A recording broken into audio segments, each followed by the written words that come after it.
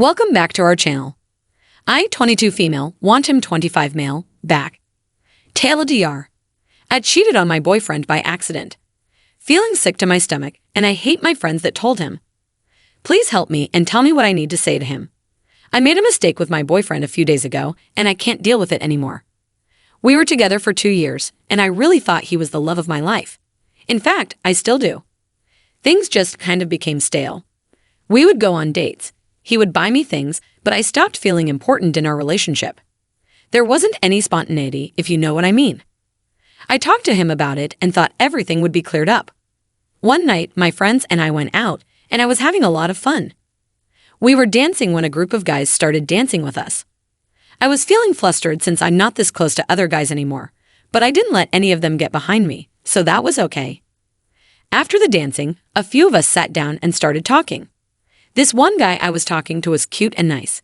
He asked for my number, and I gave him a fake one. Some guys are kind of pushy, so I left it at that. I shifted away from him before another guy in the group came up to me. He said he could tell I was in a relationship because I wasn't really mingling like my friends. I talked to him, and he mentioned that he just got out of a long relationship. I should have stopped there, but I asked what happened, and he told me his ex wasn't exciting him anymore. Things became a routine for them. I told him that I felt the same way and asked him why he didn't stay with her. He told me because it was a lot more fun meeting other women. He could do what he wanted with them and didn't have to worry about any kind of attachments.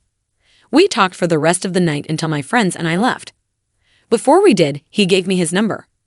I ended up texting him while on the ride to my friend's house. From there, I told my friends I would get an Uber and go home, but I went to that guy's house. It was nice. He had his own place and a nice car in his driveway. Outside, when I got inside, we talked a little more, and we ended up kissing each other. Then, after kissing, we had sex. I cuddled him and was about to leave, but we started kissing and had sex again. I fell asleep in his bed. When I woke up the next day, I panicked because I wasn't supposed to sleep over. My boyfriend called and texted me, but I didn't answer. A few of my friends texted me and even called my dad to make sure I was okay. I left and called my dad and told him I was okay. I just forgot to charge my phone. When I got to our place, my boyfriend asked if I was all right. I didn't know what to tell him, so I just said I went to a friend's house after we went out and that I fell asleep there. I hopped in the shower and started crying. I didn't mean to do that last night, and when I got out, he was waiting for me. He told me that my friend messaged him last night and said I got an Uber home. He had my phone in his hand and said he checked where the location was and saw my text messages. He asked me if I cheated on him last night, and I started crying again. I told him no, that I would never do that. He didn't say anything to me. He just stood there. I wanted him to hold me, but when I tried to grab onto him, he backed away. He told me to get out before he would call the cops, and I laughed. It's been a few days since then, and I need him back. He was the best thing that ever happened to me. I hadn't been eating or sleeping much, and I skipped all my classes. I'm not talking to my friends either. They ruined my relationship. I made one mistake, and this is how it turns out. Does anyone have experience with this? Is there anything I can say to him to get him back or make it up to him? Update. A few days ago, I mustered up the courage to go back to our apartments, thinking maybe there was a chance to salvage what we had left. But I found our apartment empty, save for my clothes and some whatnots that I bought myself. It was like stepping into a horror movie. The place was cold, empty, and damp. All the furniture he had chosen with such care, our shared memories, gone. It was like he had erased himself from our home. Literally, everything he owned was gone. Furniture, appliances, my laptop which he had given me as a gift. Even the food in the fridge, which he had stocked up. The place looked stripped down to the bare bones. All that was left in the fridge was a bag of pretzels I had bought myself. Everything that he had brought with him when we first moved in together, he had taken with him. I panicked and tried calling him, but I couldn't reach him. I was panicking and shocked because who would even do such a thing? Did he really have so little care and concern for me to leave me hanging in an empty house? It was as if he had disappeared from the face of the earth. No response, nothing. I'm utterly lost and don't know what to do next. How do I even begin to make things right? Is this even legal? We're both on the lease, and shouldn't I be warned if he were to be breaking the lease? Is it legal that he took my laptop?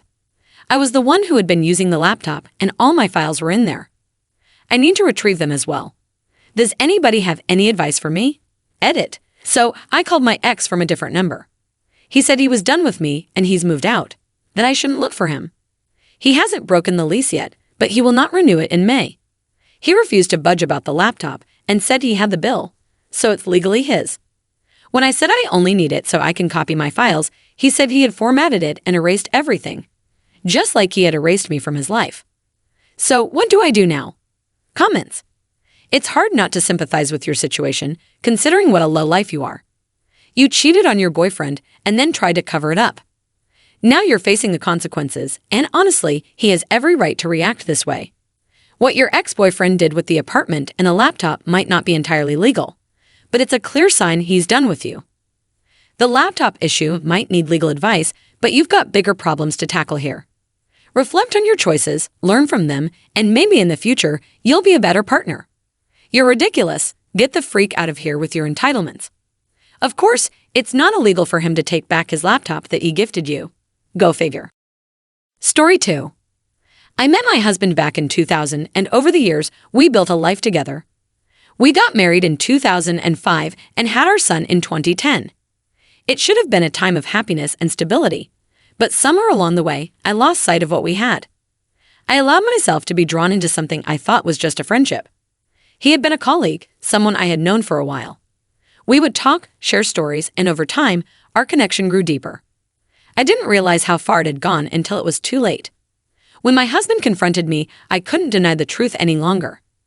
I had betrayed him and our marriage in the most painful way possible. The guilt was consuming me, and I confessed to everything, including a one-night mistake from years ago that was with another man.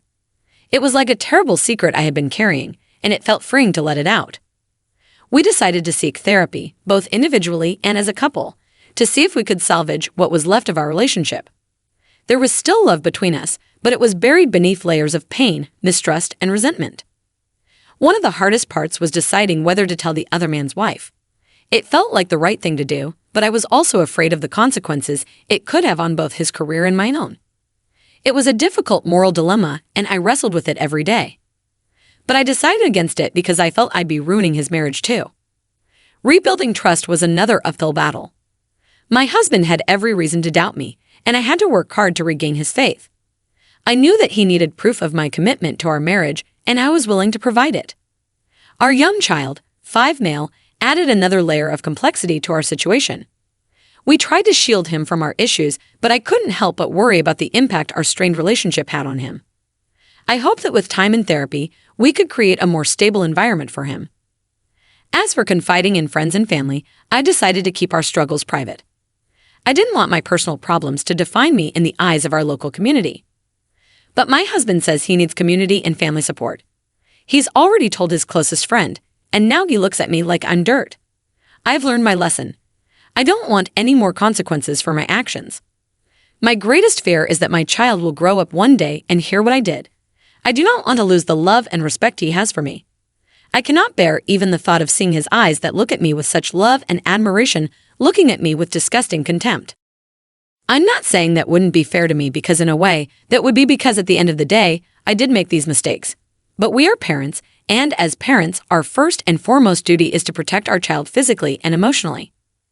How would that fare when my husband is adamant on not resolving his personal issues privately? Please advise me on this. Thank you. Confiding in friends and family is a personal choice, but these are the inevitable consequences of your actions. Your child is also a casualty in this situation, and it's vital to prioritize their well-being. Your marital issues are affecting them, and you must consider what's best for their long-term emotional health. However, I hate to break it to you, he will find out eventually. That's just unavoidable. Maybe you should have thought about that before you cheated several times. Your actions have repercussions, and it's essential to face them head-on. It's not just about you and your husband, it's also about the child caught in the middle. As for your fear of losing your child's love and respect, that's a possibility you might need to confront.